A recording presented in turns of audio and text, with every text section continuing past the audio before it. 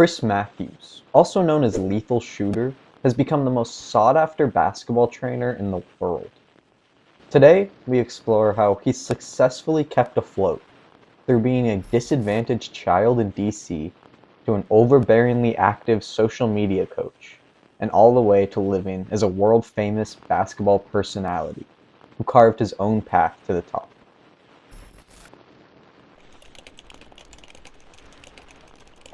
Who is Lethal Shooter? Believe it or not, Lethal Shooter wasn't a birth name. Chris Mathews probably did pop right out of the womb with some shooting ability, though. He was raised up in some of the not-so-great streets of Washington, D.C., but raised is a strong word to use. You see, Washington, D.C. in the 1980s, which is when Chris was born, struggled heavily as a community with a drug epidemic fueled by crack cocaine. The place was nowhere near safe to live in, highlighted by numerous single mothers who were hooked on drugs and ended up getting their young children hooked too. These kids were growing up addicted to crack cocaine for their entire lives that they could remember, and a young Chris Mathews lost both of his parents to this drug. Though he had another father figure, as a teenager, he was growing up alone and homeless in the middle of a drug epidemic. Chris himself said about the area that, quote, "one bad decision, you can end up dead or in jail," end quote. This is no way for anyone to live, but Chris did, and he didn't just live, he thrived from it. How? Well, the short answer is basketball. The long answer would be to wait for his documentary to come out. We're not the only ones interested in the Lethal Shooter story, as he's getting a full Red Bull movie diving into his story, which will hopefully tell us more about his childhood, because right now we know very, very little.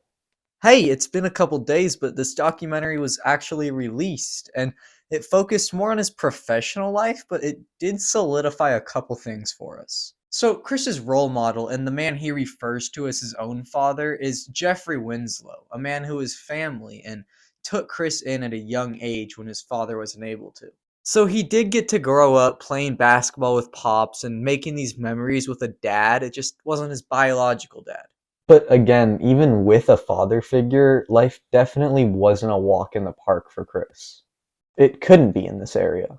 From a young age, though, he turned to basketball.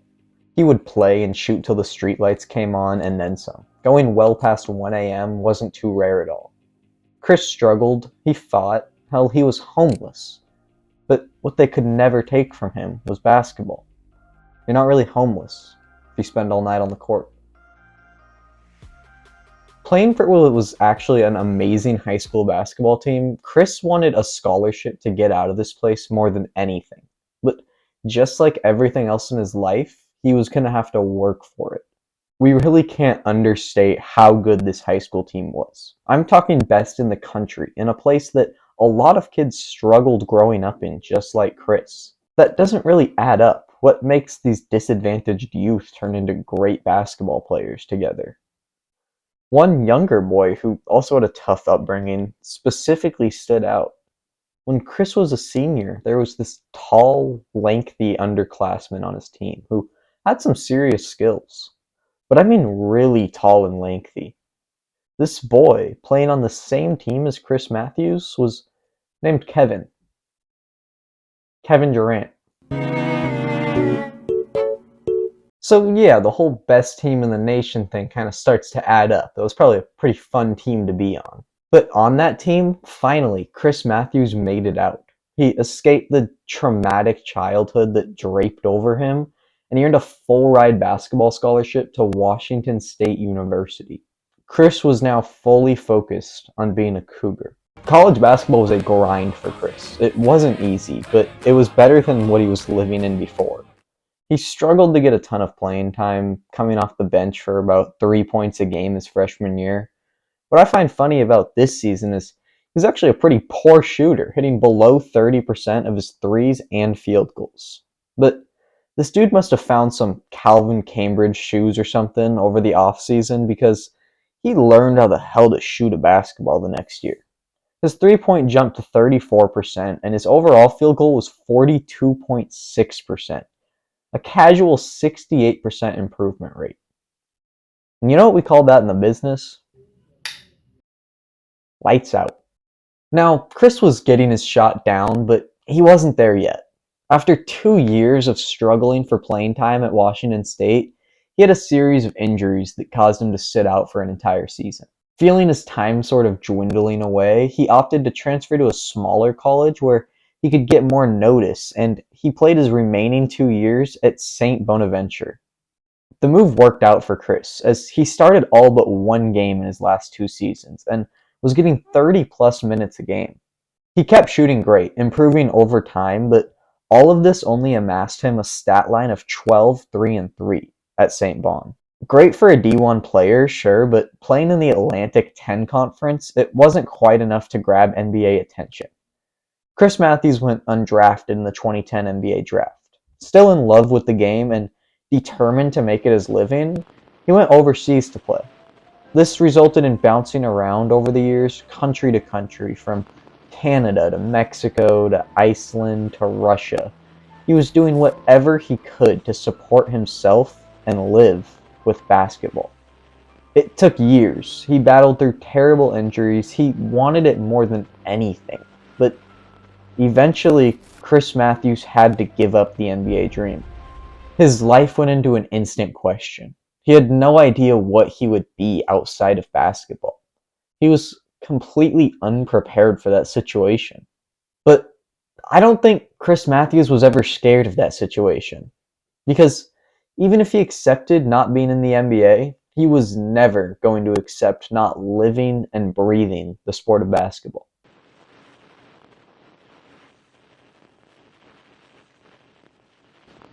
Lethal Shooter was a nickname given to Chris by his father figure when he was young. Its meaning and message are obvious, but around this time in Chris's life, that Lethal Shooter nickname completely changed. It wasn't just a moniker to go by or a social media handle to be known by. Chris Mathews was about to turn Lethal Shooter into a brand, and in a little over 5 years, he would make it the most recognizable shooting brand in the world. He didn't start small. I mean, he didn't really have to. Chris was a near NBA level talent who was renowned for his shooting in both college and overseas. Why would he start off with anything less than professional? While he was at a workout at Georgetown, a coach commented to Chris that he could make a great basketball coach one day. Chris remembered this, but he didn't think much of it. Not long after, Kevin Seraphin, a French hooper and friend of Chris's, texted the best shooter he knew for help on his shot. After Chris Mathews intensely helped and adjusted Seraphin's shot, the comment of being a coach held a whole new meaning. This was a real possibility. And Kevin Seraphin had just become the first Lethal Shooter client ever.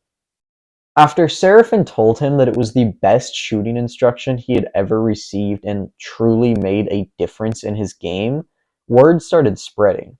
Seraphin was good friends with Dwight Howard, who soon also enlisted the help of Chris Mathews to shoot. The ball didn't stop rolling there. If anything, it sped up. After that, through pure word of mouth alone, no official business or advertising or anything, Chris Mathews had a deep talent pool of NBA and WNBA players, including Dwight Howard, Skylar Diggins-Smith, Domantas Sabonis, and more. Alongside that, Lethal Shooter the brand started to become. Forming from a nickname to a social identity, everything was about to go crazy for Chris. And it was already going pretty damn good. But now, established and all, he was going to make the choice that would make him world famous. But not by the name Chris Mathews. Chris Mathews fully adopted going by Lethal Shooter, as it sort of just looks good if you're going to be a professional shooting coach. And with that, he set himself up for fame. Lethal Shooter didn't take long to get everywhere on social media, and I mean goddamn everywhere.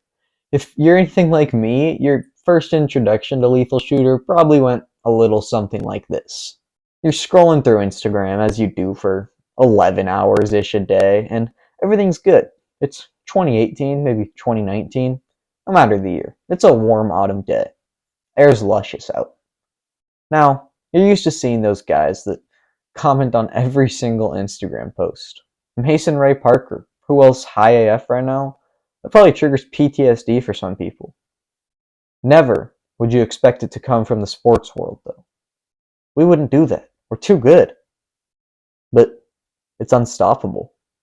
First it's Bleacher Report, then House of Highlights. Dear God, he's on World Star now. There's no escape. Lethal Shooter is everywhere. In all seriousness, you couldn't scroll through basketball Instagram, and you really still can't, without seeing a wacky post of his or him commenting on something. It probably started before, but I think around COVID time is when his big videos started blowing up, which he's still making today. And these, of course, are those weird rim videos. These videos are always reposted everywhere. I don't even think I followed Lethal Shooter on Instagram, but I had such a grasp on exactly who he was because of how many of these I saw on every basketball Instagram account. And in this uber successful series, Lethal Shooter would shoot on the most deformed, weird, innately wrong basketball hoops you can imagine that could just barely get a ball through them. It's sort of a mix of like a Dude Perfect and Mark Rober, I guess, with the engineering these creative hoops and getting to take as many tries as you need to hit the crazy shot. But this makes the videos extremely watchable for some reason. It's videos like this one that blew Lethal Shooter up on all social media platforms. He has over 2 million followers on Instagram, 277,000 on TikTok, 150K on YouTube with no video posts in 6 years. He's the biggest basketball coach that's ever been on social media, period, which is wild to think about. But being an enormous basketball coach wasn't even the end of it. He had a long list of star NBA players he trained, but now training professionals wasn't even his peak. Lethal Shooter eventually reached a level of fame beyond NBA players. He's the go-to guy for professionals, yeah, but he's also the go-to guy for any celebrity in the world, or whoever else can afford his time.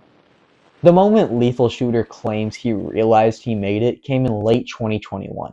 Although he'd probably really made it a long time before that, this is when it kinda came to fruition for him. He was working out with an OG client, Dwight Howard, in Atlanta. Getting some late night shots up, his phone buzzes. It was a random number, something Chris wished wouldn't happen. He hated when trolls or random people got a hold of his digits.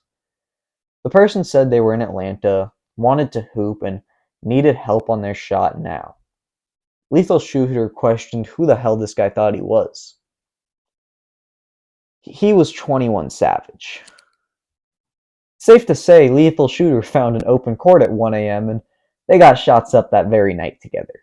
Chris Mathews was way more famous than he realized. Could he handle it? Who knows? But no matter what, he's gonna have basketball at his side. Whether it's an empty park in Washington, D.C., a semi-pro team in Iceland, or coaching Drake at his mansion court, Lethal Shooter is gonna hoop.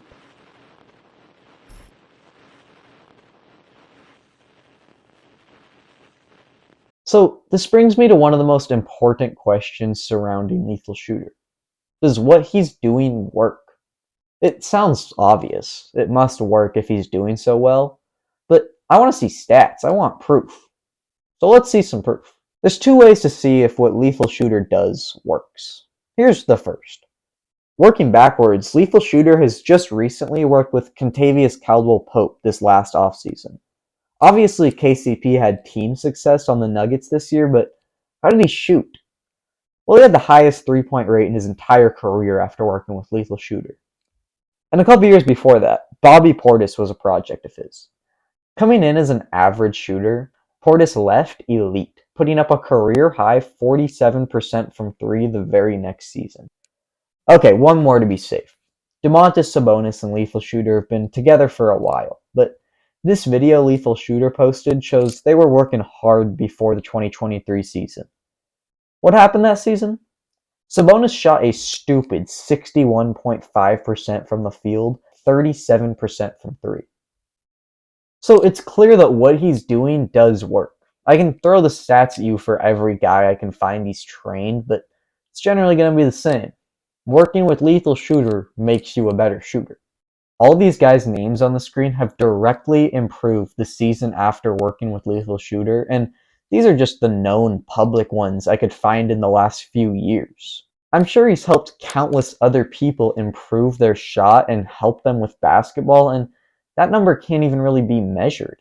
This is the other simple way to judge the impact of Lethal Shooter. Not only does he have millions of followers that he's inspired through creative shooting, but millions of others like myself have seen and know him, even if we don't follow him. His impact is infinite, it's denumerable.